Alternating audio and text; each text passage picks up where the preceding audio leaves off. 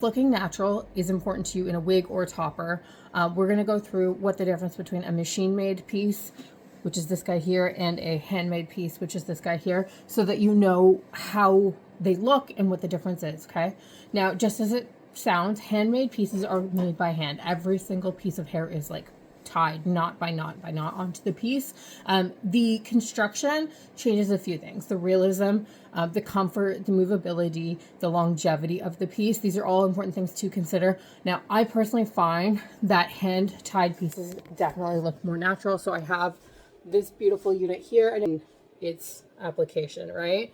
With a machine made piece, the tracks are usually sewn or rooted into the weft, meaning that the pert line typically can be a little bit more straight. In most of the cases, machine-made ones, you can't really move the part line all that much. They're still really good though, and if you get a good machine-made piece, you should be looking for the visibility in terms of like being able to actually see through there. Okay, now pros, these guys are definitely cheaper when they're made in handmade.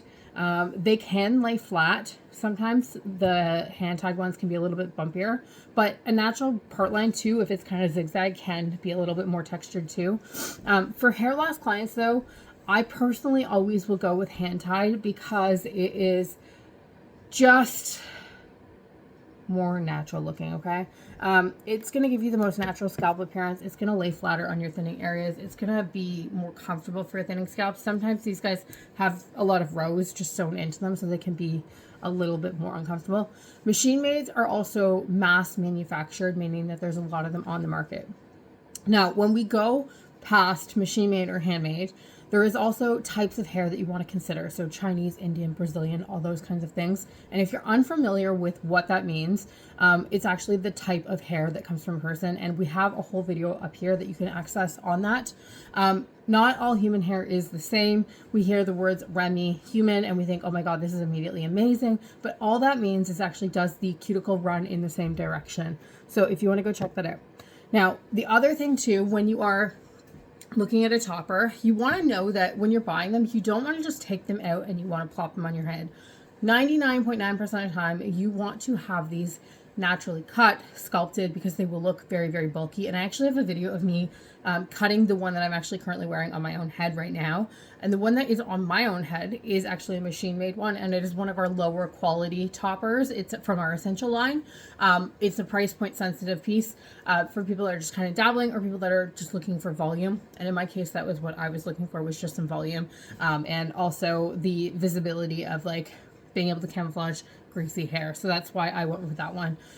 So that video is also listed here, so you can go check out the difference of what toppers can look like prior and after, and we kind of walk you through some styling options. So if you have any questions, the best way to get clarification would be to book a consultation. You can also shop on our online catalog here, which is listed in, I don't know why I'm pointing. Obviously the URL is not up here, which is listed in the description below.